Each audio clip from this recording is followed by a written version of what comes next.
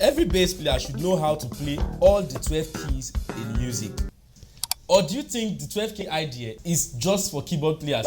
Now come with me in the next 12 days. I'm going to be showing you guys how and why every bass player should know how to play the 12 keys and how it's going to help you improve your fretboard game. So if you're just coming across this channel for the first time, I know you must have subscribed to my other channel with over 5,000 subscribers. Now welcome to my new YouTube channel. In this channel, I'm going to be showing you guys the most basic thing that every bass player should know, starting from the scratch, especially if you learned the bass the wrong way. Now, do you want to hit the subscribe button, turn your notification bell so that whenever the 12 videos pops up, you get to see it. I'm going to be uploading one video each day on this series. So in the next 12 days, we're going to be uncovering these secrets. Okay, so guys, this is day 5 of learning how to play the 12 keys of music. And today's video, we're going to be learning key E. Okay,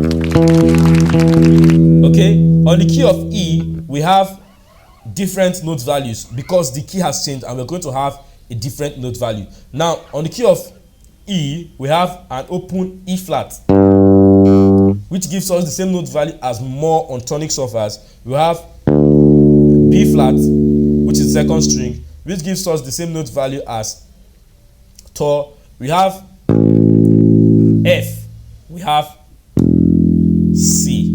Okay, so I want you guys to take note of something. On the key of C, the fourth string is our open E string, right? On the key of C. And because we're playing on the key of E now, which means that E is going to be the root note. This is now the C, right? That open E string is now the C. It is now Do because it's now going to be the reference note that every other note is going to be taking points from, okay? Now, if you guys are actually paying close attention to what we're doing, you will notice that as we progress and we change key, every note or every new key, or where we refer to as the key, is taking reference from where we have as the original note of that name on key C. That's why I told you guys that the bass is tuned standardly to key C, and every key take reference from key C. Okay, so this is our key C, and on key C, this is your E, right, which is your Mi, right? Now, but because you're playing on the key of E, this is no longer your E. It is now your C. It is no longer your Mi. It is now your Do. That's why you have them replaced like that. So instead of having your open E string, we replaced them with C, which tells you that this is now your Do.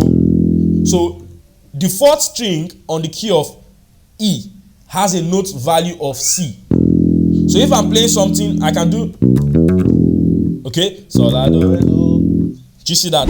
So we're going to be looking at again what difference do we have on the open strings. Now you notice that on the key of E flat, right, we had something like this: two natural notes and two accidental notes. On the strings, we have the first string to be a natural note, the second string to be a natural note, and then accidental, right? Now on the key of E, we have accidental, then we have natural. Okay, if you can keep all these little details at the back of your mind, it will help you play better. Now we're going to still put in the whole step and half step movement formula, which is, do you see that? So if I'm playing something, you see that?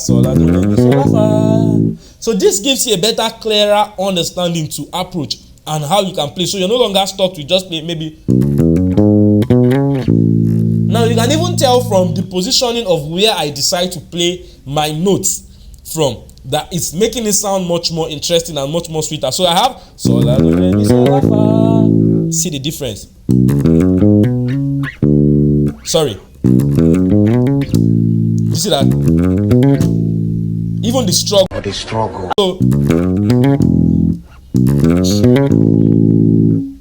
that makes it easy for you to actually approach and play. So in as much as we already know the previous way we used to do it, which is just to play your major scale with the shape on the key of E,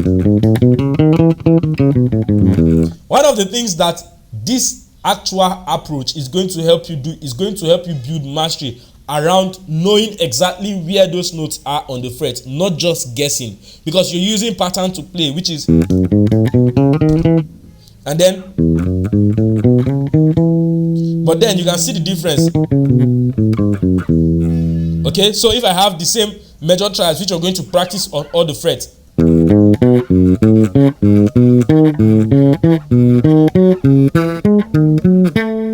Right? Now, one of the advantage that this is helping you do is that it's helping you know exactly where those notes are. Take for example, I have do, mi, so, re, fa, la. Now, when you get to this part of the fret where you have something like this, you notice that there's a little bit complications of how the fret blocks or marker positions are here. So you are no longer just playing out of guess because this is actually easy to locate. Do you see that? It's actually very easy. But when you get to this part playing on a different key like key E, you now notice that you can actually pay attention to exactly where do you have this note. So do, mi, so, re, fa, la, mi, so, ti, fa, la, do, so, ti, re, la, do, mi, ti, re, fa. Okay, so I'm also actually paying attention to the whole step and half step movement. So whole step, whole step, whole step, half step, whole step, whole step, whole step, half step. Okay, so you can go ahead and play that and also play this other exercise, which is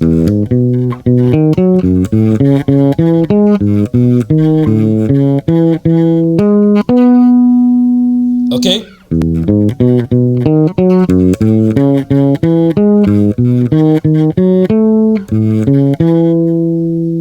Very simple. Okay, that gives you a better understanding of whatever you're doing. So you know the notes you have on your open string and you know the notes you have at each different part of your bass guitar. So if I'm playing on the key of E, I know that my 12th fret is going to definitely be an F on the 3rd string. Okay?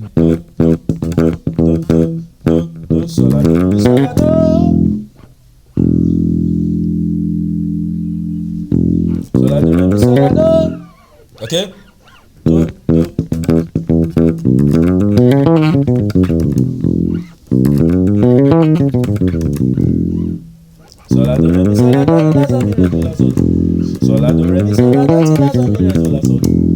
These are basic ways that you can actually play and get to make your bass groove or whatever you're playing stand out. Okay, the next thing you want to do is to make sure you write out this chart on your own so you can actually memorize it. You can copy them from the picture on the screen, but then it's going to help you master them better because your brain is going to adjust to what fret number. So earlier stated in this video, you will notice that on your key C you have to be your Mi, right, which is your E. But because you are now playing on the key of E, it's simple to say that everywhere you previously used to have your E as Mi or E on key C is now going to be your root note, which you can actually pay attention to. So on the 2nd fret, you used to have Mi or E, but on the key of E, it is now your Do, right? Your open E string used to be your Mi on key C, but it's now your Do. Now, same thing happens to your 7th fret on your key C that used to be your Mi, is now your Do. Same thing happens to your 9th fret, Do, right? 12th fret, everything like that. So you can actually pay attention to these little details that have been outlined in each of these keys. Now, when you take out your time to practice these things, I bet you in 12 days, you'll be able to play around the fretboard like a beast. Okay, so I'm going to see you guys tomorrow in the next video. Peace.